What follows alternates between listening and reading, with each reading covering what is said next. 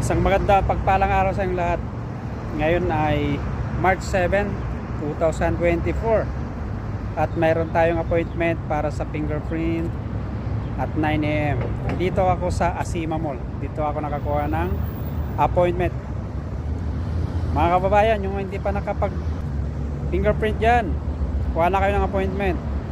Kasi tinignan ko yung slots nung bago ako kumuha, halos puno na. Hindi lang halos, talagang puno na lahat ng station o area kung saan ka magpapabiometric. Kaya kailangan natin magpa-appointment para wala tayong iniisip, sakit ng ulo pagdating ng binigay nilang deadline. So halika na, samahan nyo ako at pupunta na tayo sa loob. At ito yung aking biometric appointment. March 7, 2024, 9 to 10 AM.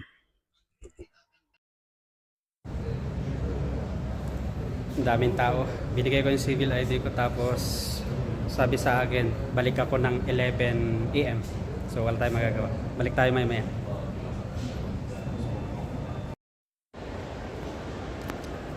Dahil pinapabalik tayo ng 11, nag-ikot-ikot muna ako dito sa loob ng Asima Mall.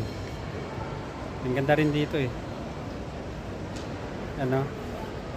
Pag nasa harap ka, parang ang lit ng multo, pero pag pumasok ka sa loob, ang luwang din.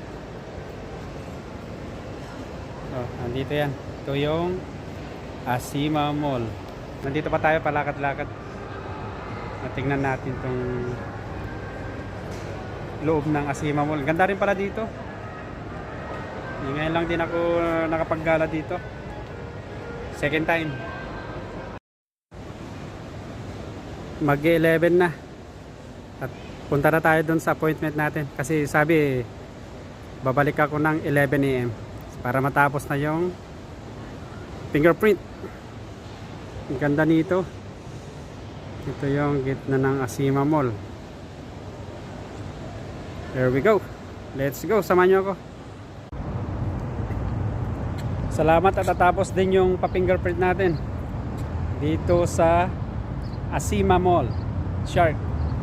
Mga ka-OFW dito sa bansang Kuwait, magpa-appointment na rin kayo. Pero ang hirap ng kumuha ng appointment. Yan ang comment ng mga kapwa nating OFW at saka rin yung mga ibang lahi na nakausap ko kanina habang naghihintay.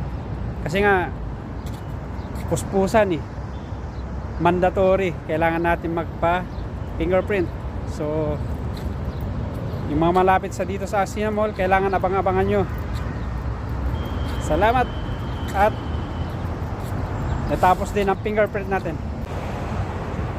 Ako pala si Ronnie, isang OFW dito sa bansang Kuwait. Pasupport naman ang channel ko.